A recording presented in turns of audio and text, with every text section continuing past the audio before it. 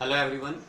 We have completed our two lessons from our first book, First Flight, A Letter to God and Nelson Mandela Long Walk to Freedom. आज हम third lesson करेंगे, two stories about flying. From the very beginning of the history of civilization, मनुष्य का आकाश के ऊपर विजय प्राप्त करने का सपना रहा है. Here are two stories about flying. This lesson is divided into two parts. The first part is his first flight by Liam O'Flaherty, and second part is Black Aeroplane by Frederick Forsey. आज हम हमारा first part करेंगे, his first flight.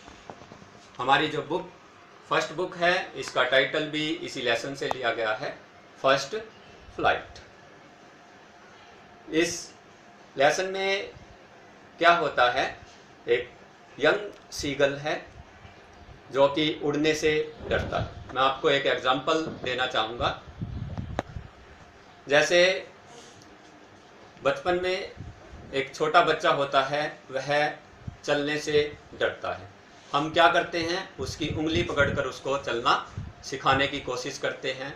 जब वो धीरे धीरे एक दो कदम बढ़ाने लग जाता है, फिर हम उसको टेम्प्ट करते हैं, उसको लालच देते हैं, कोई खिलौना देते हैं या कोई अन्य चीज़ देकर उसको आगे की ओर चलने के लिए इंस्पायर करते हैं.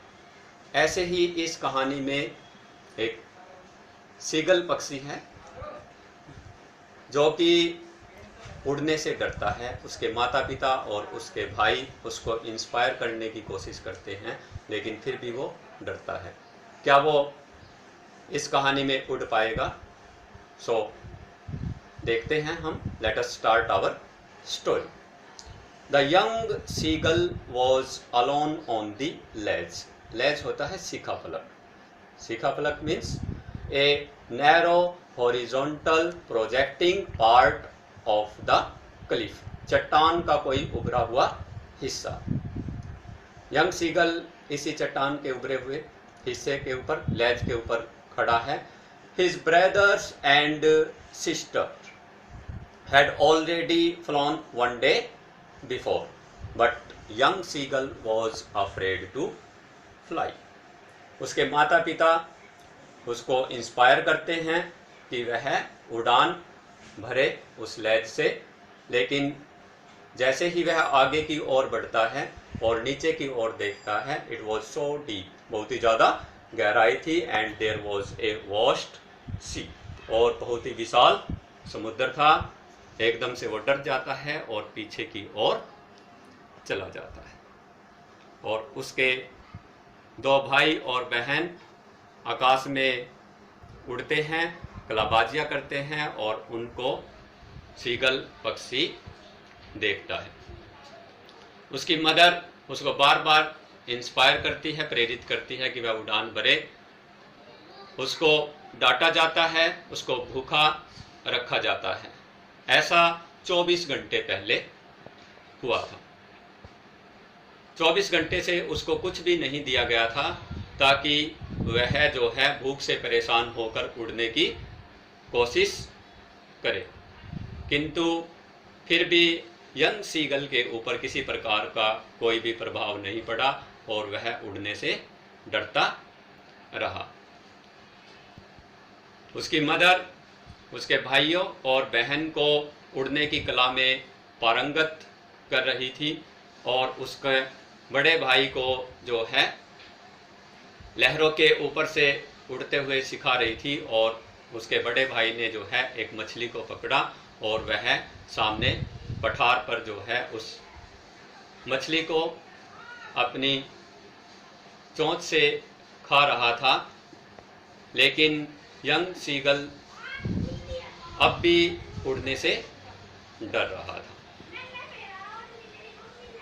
उसका पूरा परिवार सुबह से ही उसको उड़ने के लिए इंस्पायर कर रहा था और बार बार उड़ते हुए उसको चिढ़ा रहा था. अब सूर्य जो है ऊपर की ओर आ गया था और उसको गर्मी महसूस होने लगी थी. वह एक टांग पर खड़ा था और दूसरी टांग को अपने पंखों के नीचे छुपाए हुए था, और वह ऐसा दिखाने की कोशिश कर रहा था जैसे कि वह सोया हुआ हो। वह बहाना कर रहा था, लेकिन उसकी मदर समझती थी, उनके ऊपर इस बात का कोई भी प्रभाव नहीं पड़ा कि वह भूखा है या थका हुआ है। उसके दोनों भाई और बहन उसके आसपास से मंडरा रहे थे और उसको बार बार चिढ़ा रहे थे ताकि वह जो है उड़ सके। उसका फादर अपने पंखों को संवार रहा था और उसकी मदर जो है उसके आसपास से उड़ रही थी।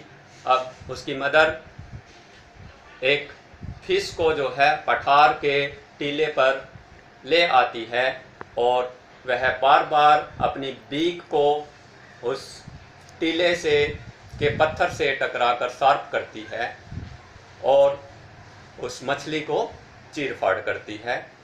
ऐसा देखकर यंग सीगल बहुत ही आनंदित हो उठा। उसको ऐसा देखना बहुत ही अच्छा लग रहा था और भोजन को देखकर वह बहुत ही ज़्यादा ललायित हो रहा था। वो ऐसा सोच रहा था कि मेरी मदर जो है मुझे भोजन क्यों नहीं दे रही है। अब थोड़ी देर के बाद उसकी मदर ने क्या किया, वह उस मछली के टुकड़े को अपनी चोंच में उठाती है और यंग सीगल की तरफ उड़ने लग जाती है। यंग सीगल बहुत ही ज़्यादा एक्साइटेड हो जाता है इस चीज़ को देखकर। उसे लगता है कि अब मेरी मदर जो है मुझे भोजन देगी। वह उड़ते हुए उसके ऊपर आ जाती है और एकदम जस्ट उसके सामने उड़ते हुए रुक जाती है। अब यंग सीगल और उसकी मदर का फासला बिल्कुल ही कम रह जाता है, बहुत ही कम डिस्टेंस रहता है और यंग सीगल बहुत ही ज़्यादा परेशान है कि उसकी मदर उसको भोजन क्यों नहीं दे रही है, उस फिश के टुकड़े को क्यों नहीं दे रही है। बिल्कुल उसकी चोंच की पहुंच के अंदर होता है और वह आगे की ओर बढ़ता है और ऐसे ही उसकी मदर थोड़ा सा पीछे हट जाती है और यंग सीगल उस लेज से जो है नीचे की ओर गिर जाता है। अब क्या होता है, यंग सीगल एकदम से डर जाता है कि अब उसकी मृत्यु निश्चित है, परंतु ऐसा नहीं होता। वह थोड़ा सा परेशान होता है। His heart stood still but it was just for a minute. केवल 1 मिनट के लिए ही ऐसा होता है। जैसे ही वह नीचे की ओर गिरता है उसके पंख हवा में खुल जाते हैं और धीरे धीरे जो है वह बाहर की ओर उड़ने लग जाता है। अब क्या होता है, यंग सीगल का डर बिल्कुल गायब हो जाता है और वह उड़ने लग जाता है। उसके पेरेंट्स, उसके 2 ब्रदर्स और उसकी सिस्टर उसके आसपास मंडराने लग जाते हैं, उड़ने लग जाते हैं और गर्व से भरकर उसको इंस्पायर करते हैं कि वह अब उड़ सकता है। यंग सीगल बहुत ही ज़्यादा खुश हो जाता है इस तरीके से उड़कर।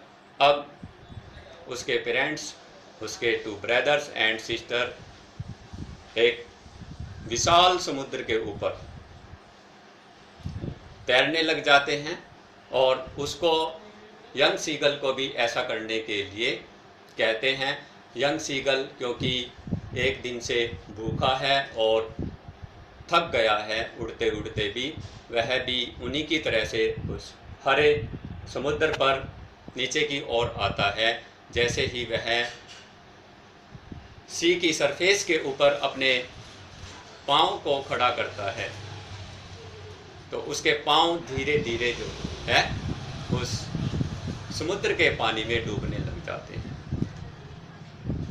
Again there was a terror in front of the seagull. अब फिर डर जाता है, उसको ऐसे डर लगता है जैसे डूबने से उसकी क्या हो जाएगी, मृत्यु हो जाएगी और वह पानी में डूबकर मर जाएगा।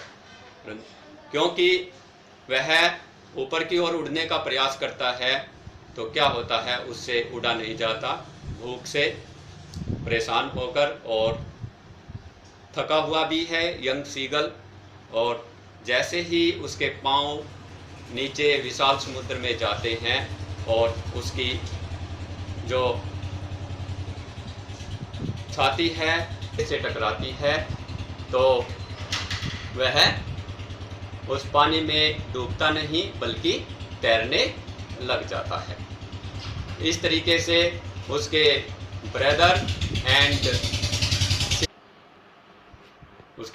ब्रदर्स एंड सिस्टर उसे शार्क फिश के पीसीज प्रोड्यूस करते हैं और वह उनको खाकर बहुत ही खुश होता है। In this way the young seagull has made his first flight.